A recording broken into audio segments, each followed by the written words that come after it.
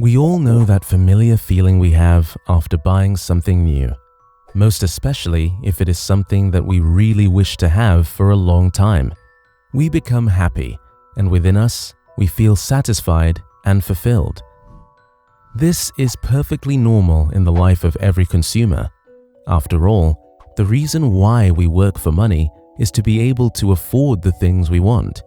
But hiding within this simple process of desire and satisfaction is our emotions.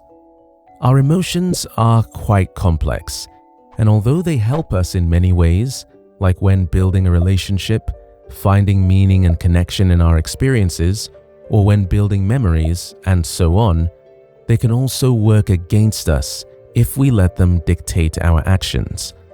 Our emotions can make us competitive, dissatisfied, and even devalue ourselves. We begin to measure our self-worth by what we own compared to others, and we become more concerned about how we are being perceived in the eyes of others. At this point, we have drifted away from the primary reason of consumption, which is buying what we need, and we are now focused on boosting our self-image or getting on the latest trend.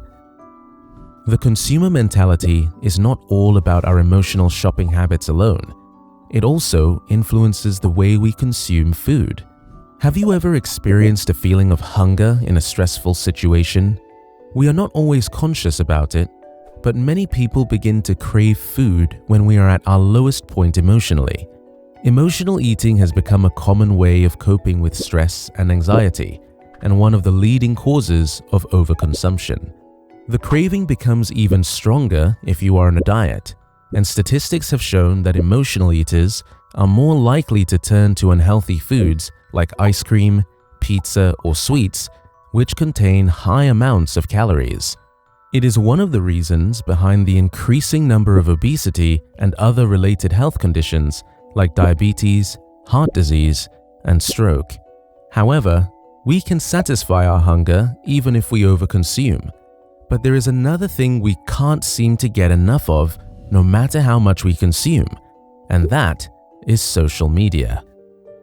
Infinite scrolling is an appropriate name for the never-ending string of entertainment we get from social media. But there is a reason why we consume so much and never seem to get satisfied. And this is because our brain craves novelty. Each time we scroll, we don't know what we are going to see next, and each video or picture we see triggers an emotional response in our brain. We become hooked to the screen, and before we know it, time has flown by.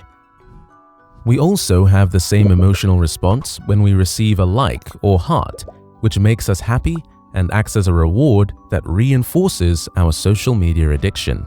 This combination of endless entertainment and positive reinforcement makes social media irresistible. And being that the brain has no physical threshold like our stomach, it never gets tired of consuming. There is nothing wrong with engaging in any of these activities, be it buying yourself a new gadget, treating yourself with a nice dessert, or even spending time checking out your social media to see what your friends are up to.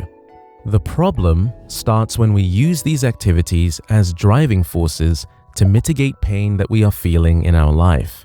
When we are in challenging situations in our life, we want to compensate for how we feel, and so we decide to buy ourselves something new, treat ourselves with something tasty, or get a quick laugh by scrolling through social media. And this is where the real problem with consumer mentality starts. We become over-consumers, and every time we feel bad, we try to make up for it. Consumption turns into addiction, and soon we have developed a habit that feels like a natural part of our life. What makes us human is our ability to be self-aware of our actions and how these actions influence us. But the consumer mentality is taking away our self-awareness and making us react without thinking. Under normal circumstances, we first receive information, then we consider our response, and then we take action. This middle part, where we consider our options and how to respond, takes about 2 seconds. But when we engage in reactive behavior, this gap is shrinking and getting smaller until the point where it doesn't exist at all. We start living our life like this, and it becomes our new norm without us even noticing. It's filled with constant worries, falling behind the schedule, and failing to accomplish things that we set out to work on.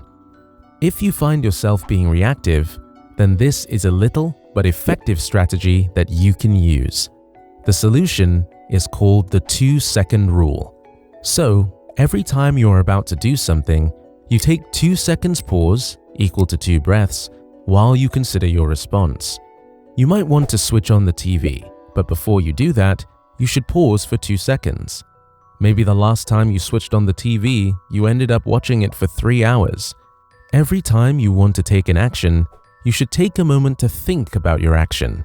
All it takes is a short 2 seconds, but these 2 seconds will have a positive impact on your life. Another thing that can help you stay on the right track in your life is to have a clear action plan for your goals. I have developed a complete productivity system that I call Productivity Framework, and it will help you with not only setting your goals, but also developing a weekly structure that will support those goals. This is a free template that you can download and a training video that explains how the system works. That's it for today. Thanks for watching, and we'll see you guys in the next video.